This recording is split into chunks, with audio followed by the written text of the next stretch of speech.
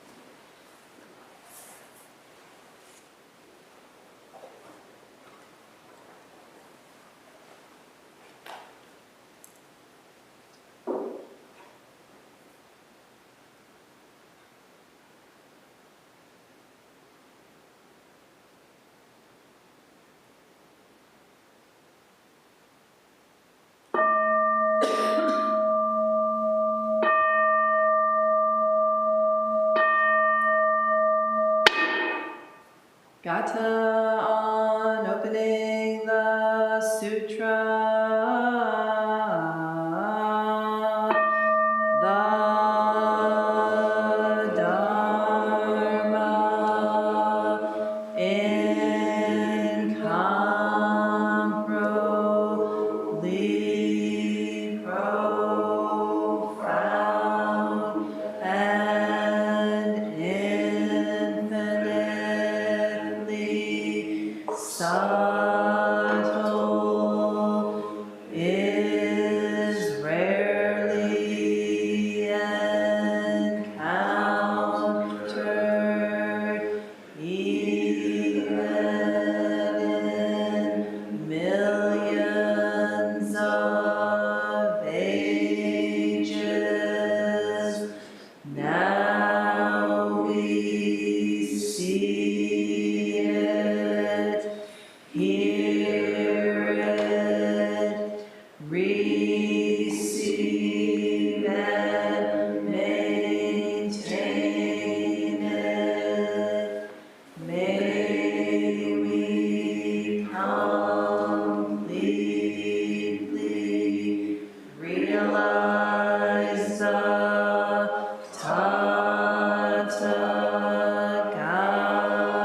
Tathagata's true meaning. So good evening, everyone. Thank you for braving the cold this evening. No small feat.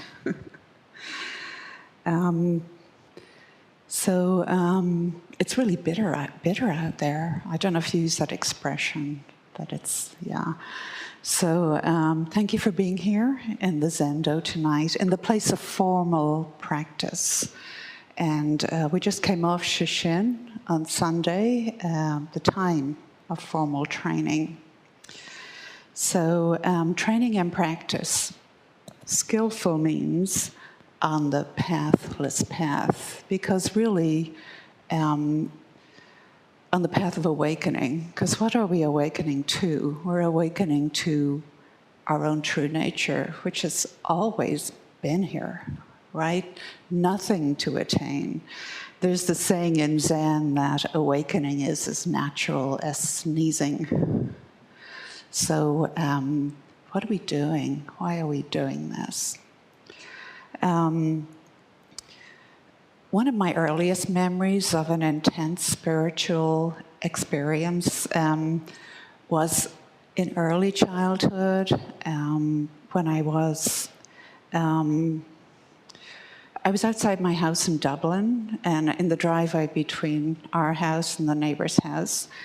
And I was standing there, and it was a Sunday morning. Everyone was getting ready for church, and I had a biscuit, a cookie, in my hand. It was a Boland's bourbon cream cookie. I don't know if Dan knows. Oh, which are missing, a very coveted cookie. And I looked down and there was a snail on the pavement.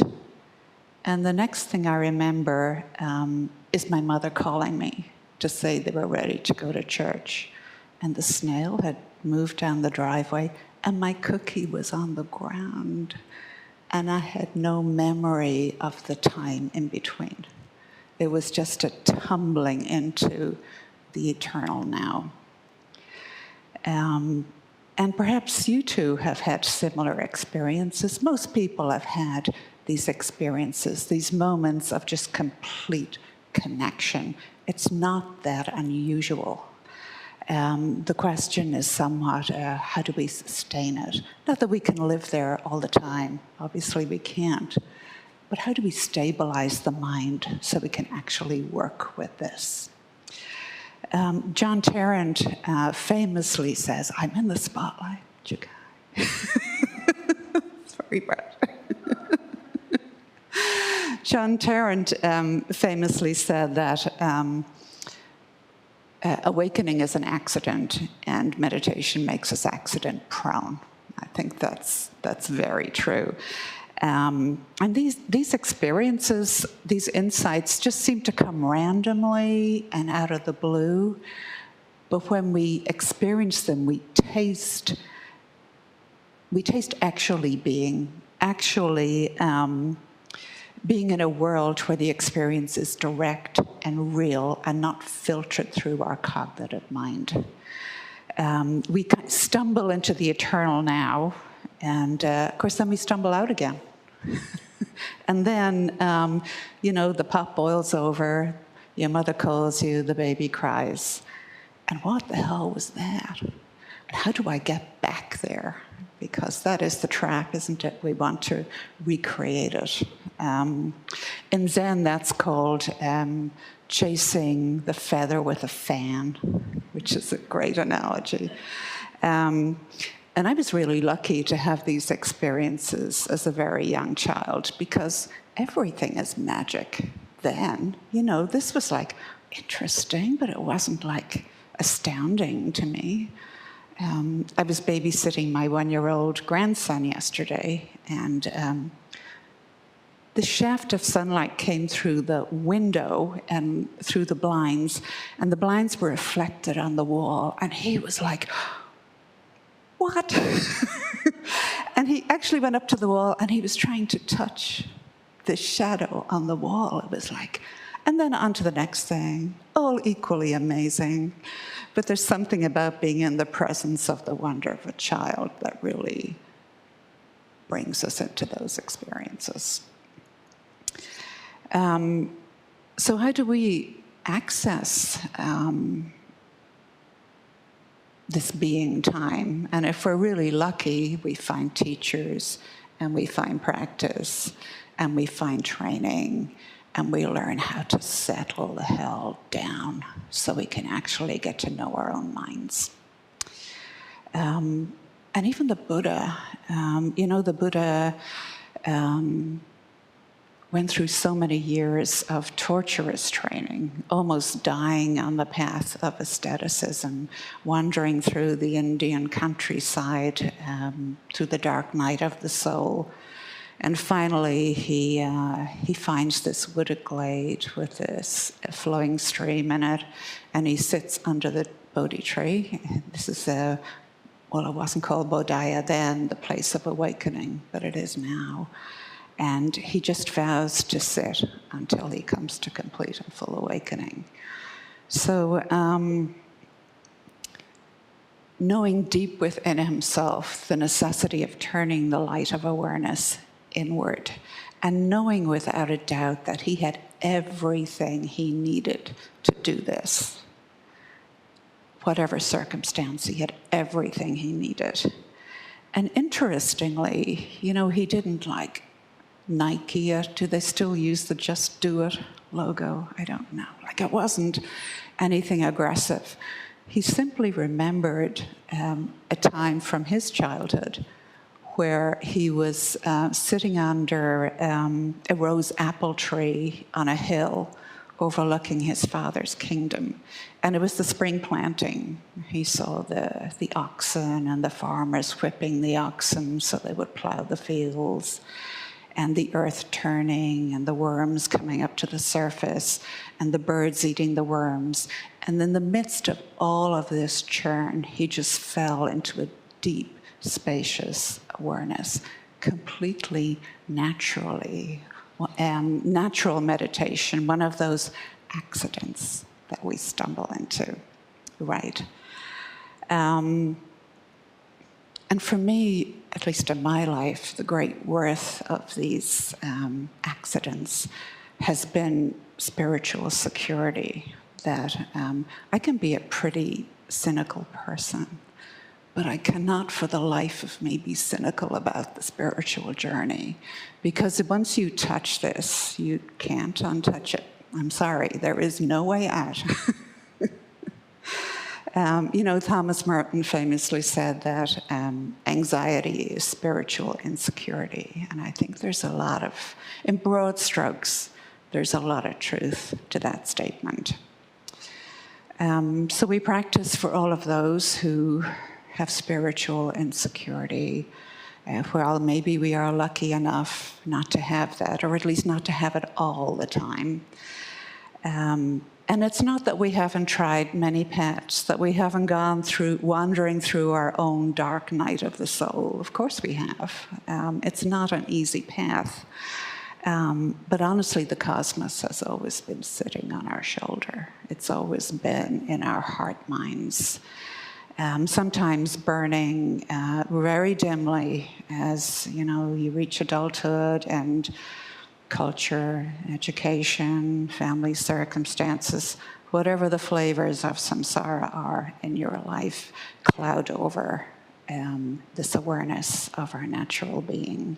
And sometimes just bursting into light at the most ordinary moments, something we have no control over.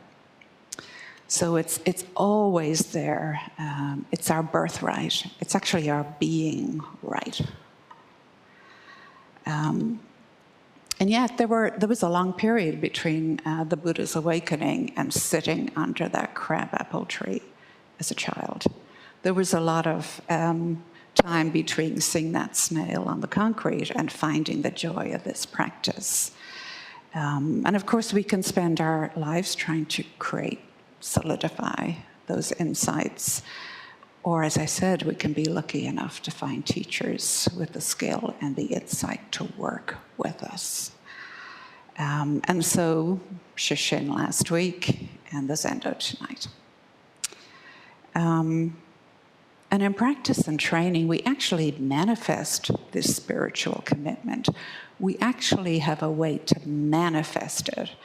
I know as I wandered around thinking, what the hell, in my younger years, I didn't have a place to manifest this. I didn't know how to do that. I didn't know how to connect the dots.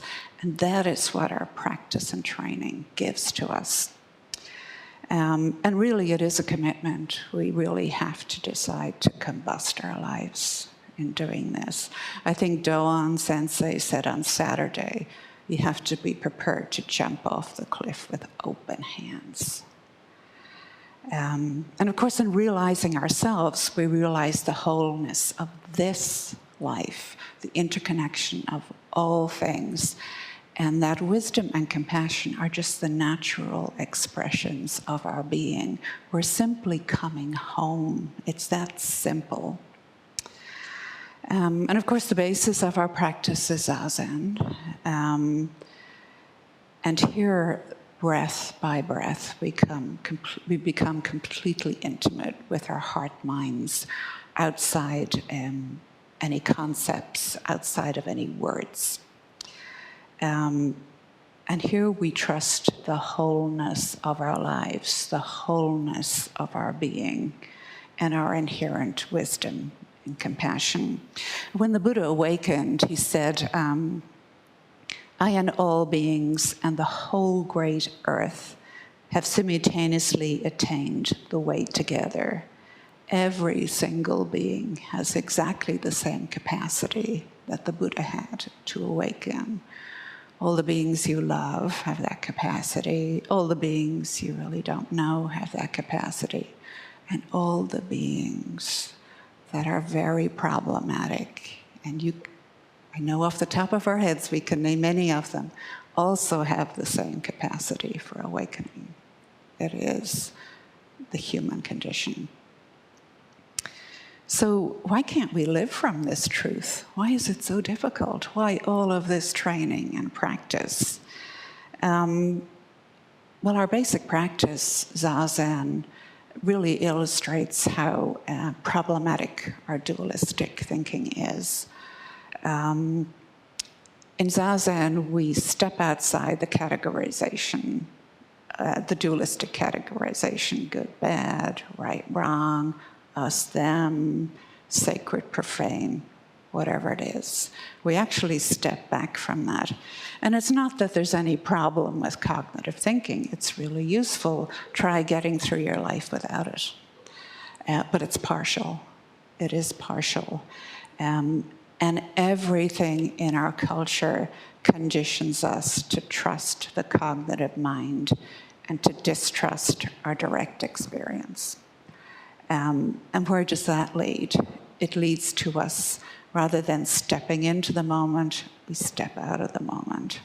And where does that lead? It leads to separation. And of course, where does that lead? It leads directly to suffering. So, Kensei gave beginning instruction tonight.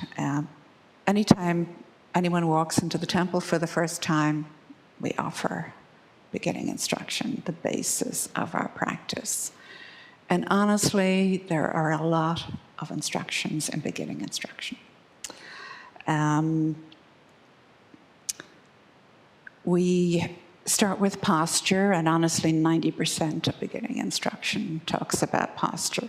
And the Buddha in the Satipatthana Sutta said there are 4 postures. There's sitting, there's standing, there's lying down, and there's walking. In other words, every single posture and every activity of your life is an invitation to practice. And it's an invitation to awakening. So when we get too wound up on the instructions, I always very problematically say at the end of beginning instruction, don't worry too much about all the details. Just trust your body. If we get a little too wound up in the form of it, we can perhaps notice the arising of spiritual pride when our body says, sitting on the floor tonight is just not a good idea. Maybe I should listen to my bad knee and use a chair, but damn it, I'm going to do this. So be careful and kind as you assume your posture, even though you've heard all the instructions. The best instruction I ever got was establish a good relationship with gravity, because gravity is always going to win. So don't fight it. And on the other hand of that, remember that the search for the perfect posture, the search for comfort, is endless. You will be searching for that just comfortable right spot forever. And it's always right here. It's always right here. And honestly, discomfort is going to arise no matter how you sit. And the question is, how do you encounter that discomfort without the drama? Without the drama, just as another occurrence in your awareness. And of course, it's great training for life. How do I discover the million ups and downs in my life without the drama? And then, of course, we have the mudra, which stabilizes the posture, which brings our attention down to the still point. And inevitably, your mudra's not going to maintain that perfect shape. The thumbs will come apart, the thumbs will press together, and we just very kindly, with meticulous kindness, reestablish that posture. It's not a problem. There's no drama. There's no judgment. Just reestablish the mudra. And then, of course, the instruction and beginning instruction is place your mind on the breath in the still point, which is completely correct. But of course, what we're really saying is be the breath. Be completely intimate with the breath. No separation. And then, of course, all the questions come up in beginning instruction. When do we meditate? For how long do we meditate? And there are very many good responses to those questions. But the real response is just make sure your butt hits the cushion every day. One moment sitting on the cushion, one moment, one breath, you are establishing this practice. And honestly, when people, mostly when beginners start practice here, for the first while, they say, oh my God, this is so great. It feels so wonderful because the tension of samsara is easing. And then they reach a plateau and it's like, well, this is boring. And honestly, what they generally end up saying is, when I don't sit, I know there's something off with my day. And they don't quite know why that is. But then you know practice is really taking hold, that you notice the absence of actually doing it. And as you develop with consistency and over time this natural pull to practice, your life will kind of magically find time for it. And you'll find yourself sitting not as an act of practice, but as just a natural thing to do. It's just a natural thing to do. It's not something I should do or have to do. And of course, we can list all the challenges to meditation, time and family, discomfort, distraction, all the afflictions in my mind, on and on. But the real challenge in meditation is just to show up. Just show up. And throw yourself fully, all of your awareness into the practice. Because this actually is the physical manifestation of your heart-mind's yearning for clarity and for compassion. This is actually coming home to yourself. And as we do it consistently, the mind settles. It might seem to take a long time, but we actually fall into a deep friendship with ourselves. Pema Chodron who's like one of the premier teachers on compassion, is always talking about unconditional friendship. And this is what we're developing in Zazen, is this unconditional friendship with our own heart minds. And of course, another question we hear a lot is, well, where should I sit? And again, of course, the response is wherever you are, right? You sit wherever you find yourself. There is no better spot than right here, right now. And you will find with this attitude that everything in your life is an invitation to practice. We are precisely in the right place to practice, and the cosmos itself supports this, all the ingredients of your life. When the Buddha awakened, and Mara said, kind of demanded that he bear witness. But what is your right to this awakening? He didn't touch a holy text or a holy object. He touched the earth, the cosmos itself, not a dogma, not a religion. The cosmos itself bears witness to this practice, to this awakening. So wherever we are, we probably metaphorically take our shoes off. We become very vulnerable, right? We set down all the baggage of ideas and words and concepts, and we just simply begin. You actually have to begin, right? And certainly a dedicated space and an altar is a really useful invitation to practice. But you can practice sitting on the bus. You can practice in the line at Kroger. Honestly, during the summer, I sit out on my deck before the sun hits it in a lawn chair, and the cosmos is there to meet me. And there's a lot of instructions like this for perhaps reminders in difficult times of how to practice. I know in hospice, in certain practices, they will invite the practitioner to have maybe a certain shawl or a blanket, which is their practice shawl. When you're traveling is a great opportunity to use all the ingredients of your life for practice.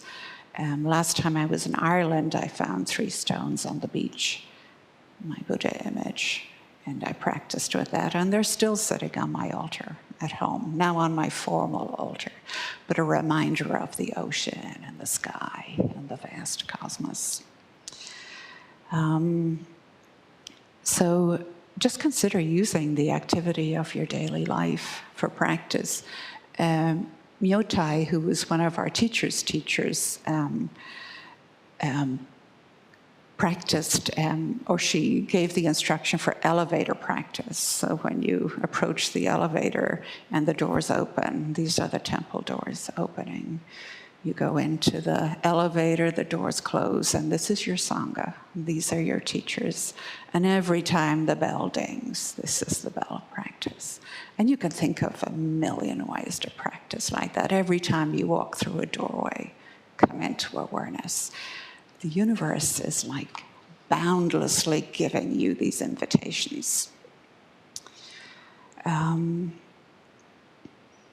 So ultimately, Zazen just allows the mind to be. Don't worry about the minutiae of the instructions. Drop all the things you think Zazen is. Drop all the instructions and follow all the instructions and just be.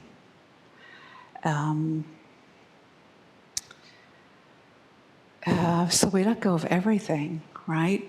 We just practice with this bare moment. And really, rather than saying we let go of everything, it's more correct to say we let go of the illusion that we can actually hold on to everything. That is the basic illusion. And just note that, just as gravity always wins, so too does reality. Sometimes I see beginning practitioners holding the mudra up like this, unsupported, and I think gravity, resisting gravity, it's gonna come back to bite them in their shoulders. And the same way with reality, if we resist change, this constant change, think of the stress that is building up in our psyche, just like this resisting gravity builds it up in our body. No wonder our society is riddled with anxiety. It's the perfect setup for anxiety. So let go of the moment without judgment. There are no good moments. There are no bad moments. There's only this moment, this eternal now. Just allow your mind to open, relax, breathe, notice, relax, let go. It's that simple, that simple. But of course, what about my chattering mind? What about all of these afflictions that are coming up? Well, notice that too. That's part of the noticing, right? And as you consistently sit, space will open up between those thoughts. And gradually, the gravitational pull of that space will become greater than the gravitational pull of the thoughts. And then that's really interesting practice. And of course, when you shift in awareness, everything shifts. Everything shifts. You cannot compartmentalize this practice. Give up any illusion of that. So you can't do this wrong. Give up any idea of doing this right or doing this wrong. I know when I started practicing, I did beginning instruction in different traditions, like probably a dozen times, because I thought, I'm just not getting it right. And this is your ego reifying itself. This is your mind craving assurance. So know it for what it is. And it is the manifestation of running away from the intimacy of the experience of this moment into the cognitive assessment of this moment. So just let that go. Let that go. So Zazen has no gates. We all know the famous koan collection, the gateless barrier, the gateless gate. Zen is a practice with no gates. You're perfect, whole, and complete. You have everything you need right now, and you always have had, no matter what your past is like. And don't believe a word I'm saying. Don't believe a word of any of the instructions, of any of the training. Experience it for yourself. You have to experience it for yourself. This is not dogma. This is direct experience. This practice is not about pleasing others. It's not about shoulds or should nots. It's also not about obedience or resistance, and those are two sides of the one coin. I know I fall onto the resistance side. Some people fall onto the obedience side. It's the same manifestation of mind. Don't believe it. This is your ego reifying itself. So this is the work of personal responsibility and realization. And of course, as bodhisattvas, this is the realization of all beings.